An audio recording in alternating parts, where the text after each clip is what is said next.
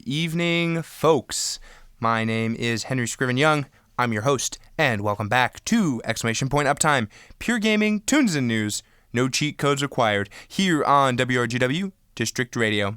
I'd like to thank everyone who tuned in last week, and a special thank you to everyone who is tuned in for tonight's show. For those of you who don't know, Uptime is a music show where I play the soundtracks from video games.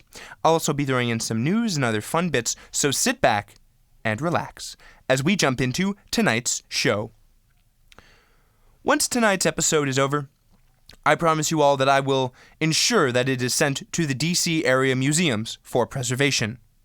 Why, you may ask? Well, it is because tonight's game will be covering Indiana Jones and the Great Circle. This is an incredible soundtrack that is sure to get your heart pumping. The soundtrack, of course, accompanies the beautiful visuals in the game, so I encourage you to also look at some pictures from the game if you feel inspired to do so. For those unfamiliar with tonight's game, here is a quick rundown. Indiana Jones and the Great Circle is a 2024 action-adventure game developed by Machine Games and published by Bethesda Softworks. It is based on the Indiana Jones franchise and features an original narrative that draws from the film series. Set between the events of Raiders of the Lost Ark in 1981 and Indiana Jones and the Last Crusade in 1989, the story follows archaeologist Indiana Jones in 1937 as he attempts to thwart various groups who are seeking to harness a power connected to the Great Circle, which refers to mysterious sites around the world that form a perfect circle when mapped together on a map. The game spans numerous real-world locales such as the Vatican City, Thailand, Egypt, and China. Bethesda and Machine Games jointly announced the game's development in January of 2021 in collaboration with Lucasfilm Games. Jerk Gustafsson directed the game. Composer Gordy Haab contributed original pieces and reinterpretations of classic themes from the films by John Williams. Todd Howard from Bethesda Game Studios drafted the game's stories and served as an executive producer, considering the game a passion project of his. Troy Baker provides the voice and motion capture of the titular character, whose likeness is otherwise based on Harrison Ford, who portrays him in the films. Some have gone as far to say that he sounds more like Harrison Ford than Harrison Ford. Alessandra Mostranardi and Tony Todd, in one of his final roles before his death in 2024, are featured in supporting roles. Indiana Jones and the Great Circle was released for Windows and Xbox Series X and S on December 9th, 2024. A PlayStation 5 version is scheduled to release in early 2025. With all of that out of the way, let's get back to the music.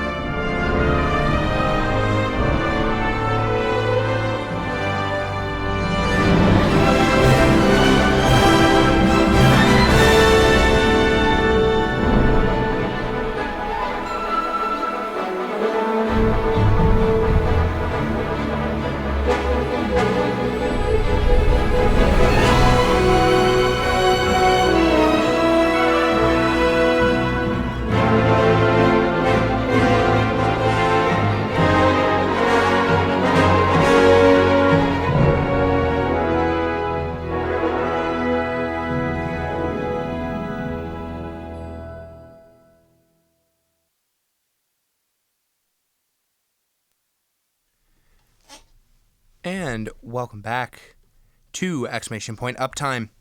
That was Gina's theme, One Stormy Night, The Intruder, Story Time, and A New Adventure Awaits. So starting with the first one here, Gina's theme. This is a really great opening number. The song has a lot of passion. It's very musical. Like, a lot of passion has been put into it. It's got a beginning, a middle, and an end. It's got dynamics. It has a ton of instruments. It has all the good stuff. I think, personally, I would have liked to hear the main theme, maybe just a little hint, maybe just a little something. But I get they're kind of like teasing you into the game. They're not quite giving you everything yet. So I can appreciate that. Next is One Stormy Night. This is a great song. I love the tension here with the strings, especially in the moments where they suddenly go very high all at once. They've got a lot of nice slow builds.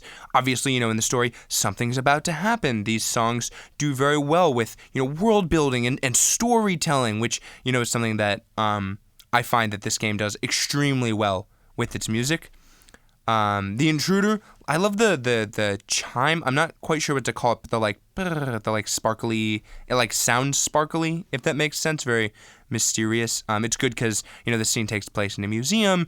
It's very fascinating, artifacts, very cool.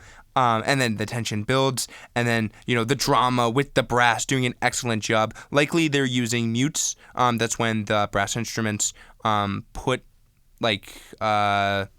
it's basically like a cone inside of their instruments near the opening to reduce the sound and make it a little more muted. So that's probably what they did.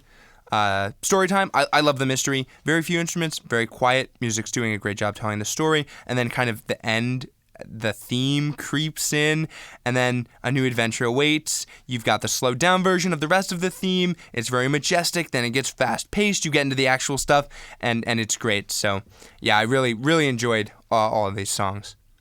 Before we move on to our next section of music, I'd like to talk about our sponsor for today's episode of exclamation point Uptime.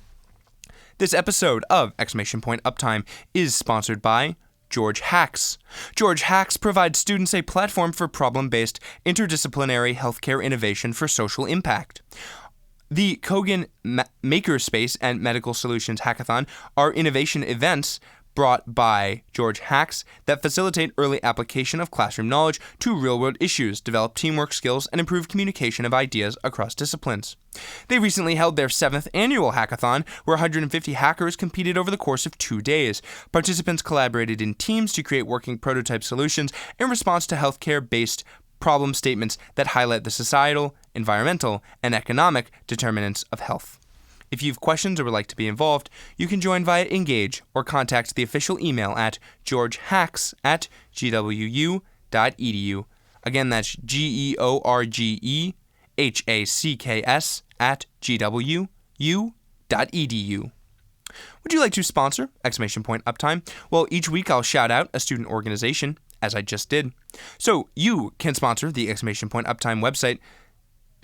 You too can sponsor exclamation point Uptime by submitting the sponsorship form found on the exclamation point Uptime website at sites.google.com/view/uptime-wrgw.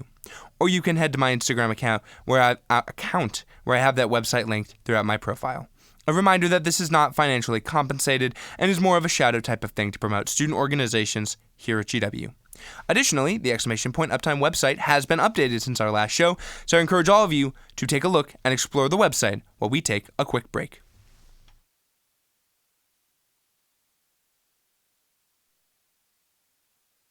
Listening to WRGW District Radio on gwradio.com. We're Future Islands, and you're listening to WRGW.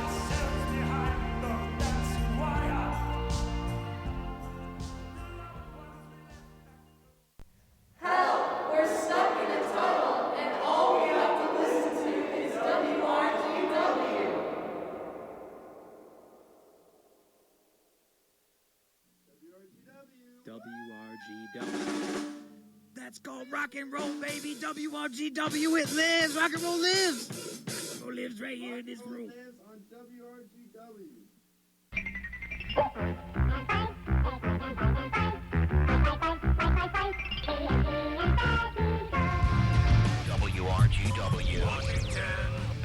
again. Pardon this. Tony Reale here from Around the Horn and Pardon the Interruption, and you're listening to WRGW, George Washington's radio station. Let's go, Colonial.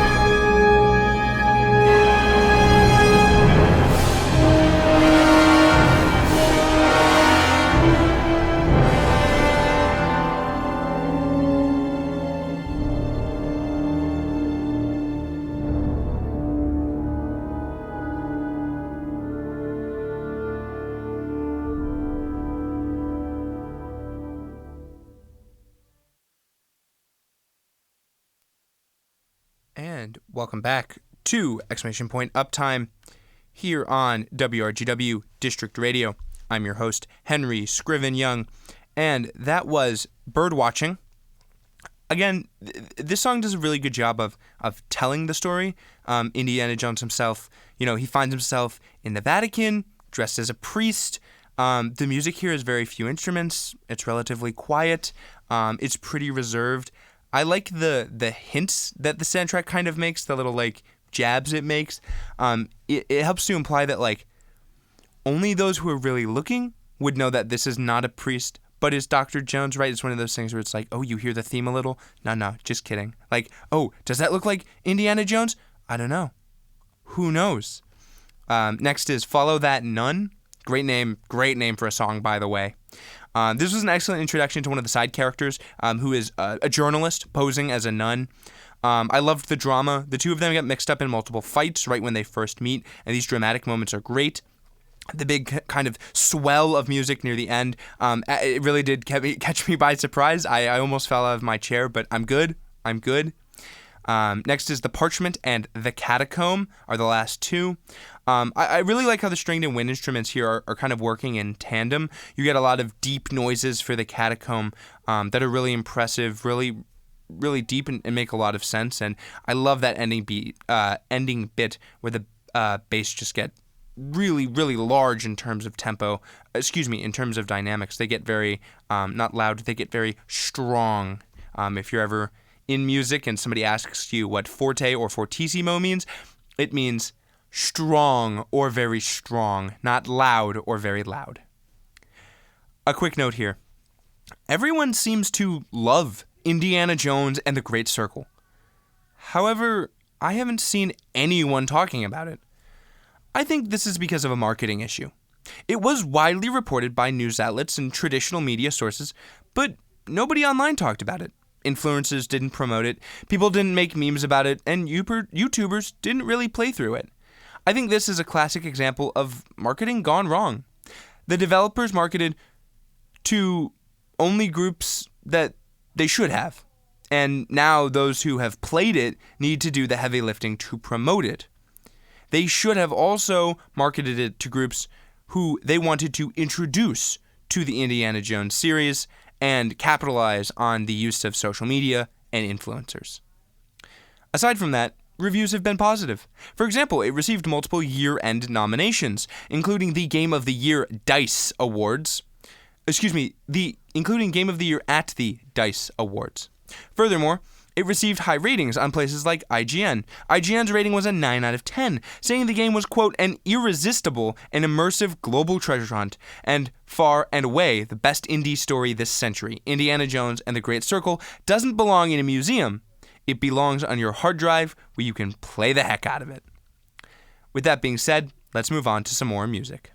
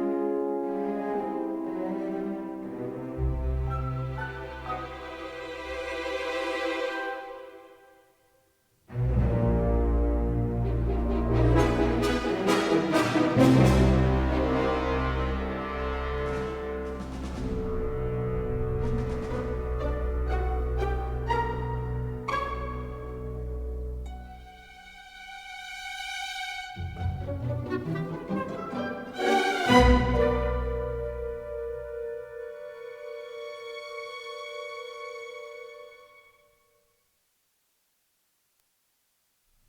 welcome back. I hope y'all enjoyed Secret Stones and Find That Cat. Starting with Secret Stones here. This is a great song. I love that these songs have true beginnings, middles, and ends. Not all video game songs have that, and these do. Obviously, they were very lovingly done, and that really shows. Same with Find That Cat. It's another great song. It's more of the same. Lots of great things. Moving over to the news. This past week in video game news had quite a few interesting stories. It wasn't super interesting, but it wasn't super boring either. So, without further ado, let's jump right into these stories. Our first story here is from PC Gamer. Ben Porter, director of consulting at video game market intelligence company Newzoo, is giving a GDC talk this week that picks out some highlights from the firm's annual look at the state of the game industry. The takeaways are that PC gaming is getting bigger than ever, and we love to play old games.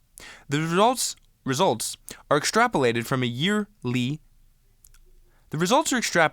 yearly in-depth survey of 73,000 players alongside data from over 10,000 games.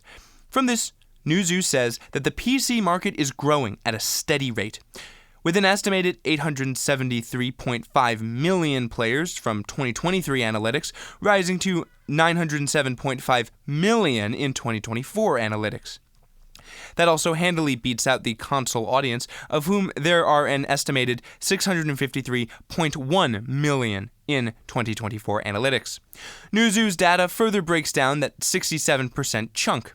Within this, 7.1% of total hours spent were on Counter-Strike Global Offensive and Counter-Strike 2. 6.4% were in League of Legends, 6.2% were in Roblox, 5.8% were in Dota 2, and 5.4% were in Fortnite. Of course, that 67% chunk is gamers who play the most frequently. The takeaway? The gaming audience already likes what it has. This is in some ways not surprising, and reflects the size and scale of the PC gaming market. Not everyone is playing on the latest hardware or has the money to constantly buy the newest titles. But PC as a platform offers endless ways to play for free alongside regular opportunities to pick up older titles for very cheap. If you ask me, this shows the disconnect between consumer interests and much of the industry. As people, we tend to have favorite older titles and stick with them. Our second story here is from Listverse.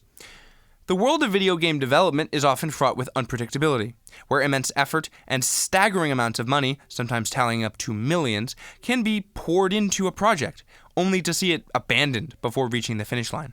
Here, I delve into 4 video games, each promising, yet ultimately forsaken, when they were tantalizingly close to completion. Our first one is Fable Legends. Microsoft abruptly canceled the project in March of 2016 and shut down Lionhead Studios. Star Wars Battlefront 2 is next. Insiders suggested issues with LucasArts, financial struggles, and management changes contributed to the game's demise. Propeller Arena Aviation Battle Championship. The game was set to release on September 19th, 2001, just days after the September 11 attacks.